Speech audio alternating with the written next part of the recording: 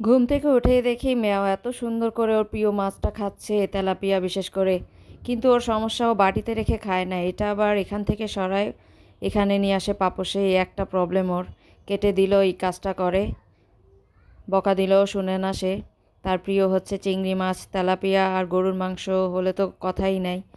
আর এখান দিয়ে শেফালি বলতেছে এই মাছটা কাটার পরও লাফালাফি করতেছে, কই মাছের প্রাণ এত শক্ত। আর এখানে লাল মুরগি রান্না করব, এই জন্য পেঁয়াজটা বাদামি কালার করে নিতেছি। এখন আদা রসুনের পেস্ট দিয়ে দিব, পরিমাণ মতো হলুদের গুঁড়া, মরিচের গুঁড়া, যা যা দিতে হয় মশলা সব একই টাইপের থাকে সব সময়। আর এটা হচ্ছে শীতের দিনে কাঁচামরিচটা ব্লেন্ড করে রাখে, তো ভালোই থাকে, কারণ কাঁচামরিচের ঝালটাই ভালো, শরীরের জন্য ভালো। লাল মরিচের গুঁড়া কম খাওয়া উচিত, কারণ হচ্ছে লাল মরিচ ডাক্তারও নিষেধ করে কম খাওয়া ভালো। আর এই কাঁচামরিচের পেস্টটা দিলে মজাও হয় তরকারি।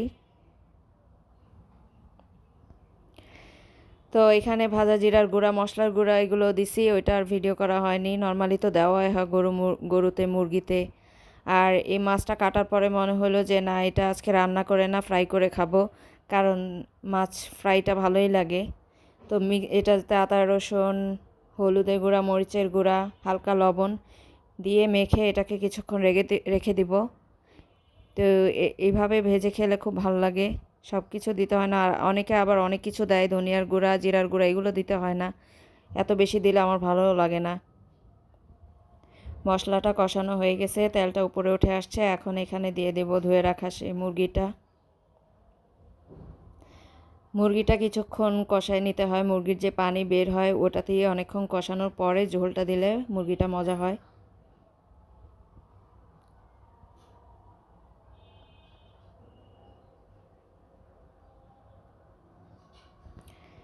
আর এখান দিয়ে মাছটা ভেজে নিব।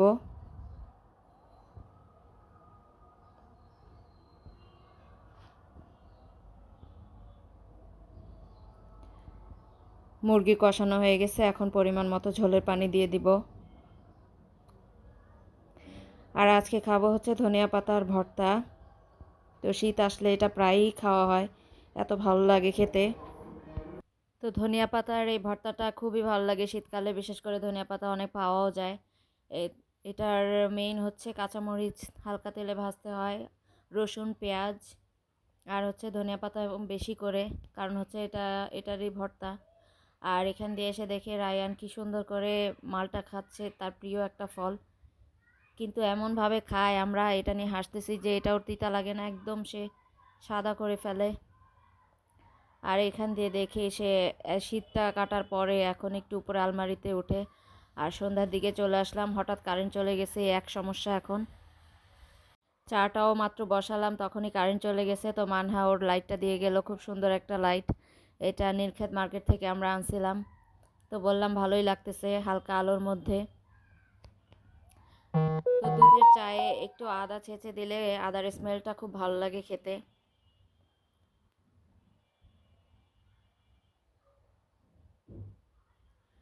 তো এর মধ্যে চলে আসলো, কারেন্ট চলে আসছে। তো আমরা এখন সবাই মিলে চা খাবো। আব্বার চা, সাথে তার বিস্কিট থাকে কয়েকটা, টোস্ট বিস্কিট।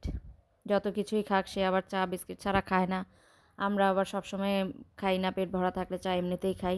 আর এখানে রায়ান একটা শসা খাইতেছিল, শসাটা এত তিতা, আমরা খেয়ে দেখি যে, কিন্তু সে কি সুন্দর করে খাচ্ছে, অবাক হয়ে গেলাম।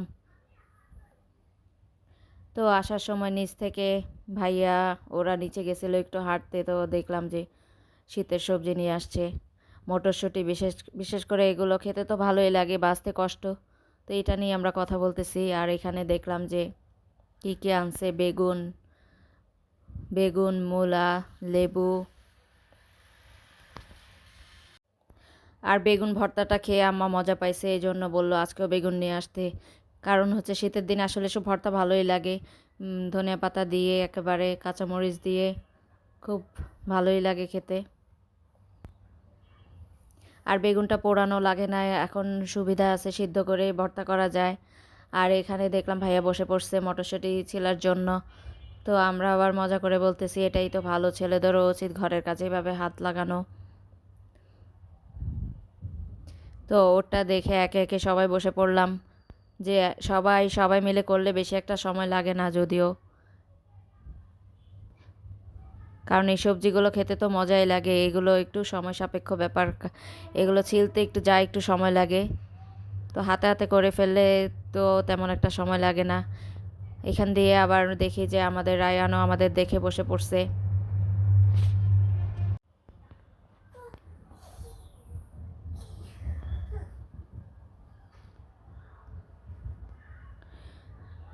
তো রায়ানও বসে পড়ছে। এখন ও ছোট মানুষ, ও তো পারে না আমাদের দেখে দেখে সে কি করে। তো ওরটা দেখে আমি বললাম ওরই ভালো বুদ্ধি, ও একেবারে ভেঙে ভেঙে নিতেছে। কারণ নখ নখ দিয়ে বারবার ছিলতে গেলে নখও নরম হয়ে যায় এতগুলো ছিলতে গেলে। আমি বললাম ওর বুদ্ধিটাই তো ভালো। সে খুবই সিরিয়াস, খুব বসেছিল একদম শেষ পর্যন্ত আমাদের সাথে। মানহাও এখান দিয়ে ছিঁড়া শুরু করছে। তো এইভাবে হাতে হাতে করলে আসলে সব কাজই অনেক সহজ হয়ে যায়।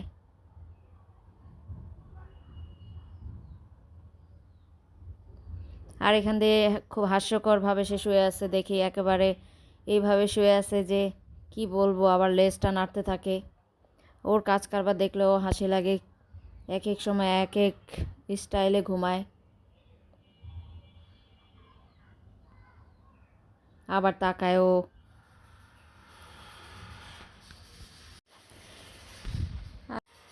আর রাতের বেলা এখানে বসে আছে ম্যাও একদম চুপ করে। ও বাইরে যাওয়ার জন্য বের হতে ছিল, ওইখানে মানহা ওকে দৌড়ানি দিছে, তো এসে বসে আছে। রাত তখন মনে হয় 1:30-2টা বাজে, সে দরজায় এমনভাবে বসে আছে কেউ যদি একটু খুলে আর সে বের হয়ে পড়বে। অনেক দুষ্ট হয়ে গেছে, যখন তখন বের হতে চায় আর বলাও যায় না বাইরে গিয়ে কোন কোন বিড়ালের মার খেয়ে আসে। আল্লাহ হাফেজ।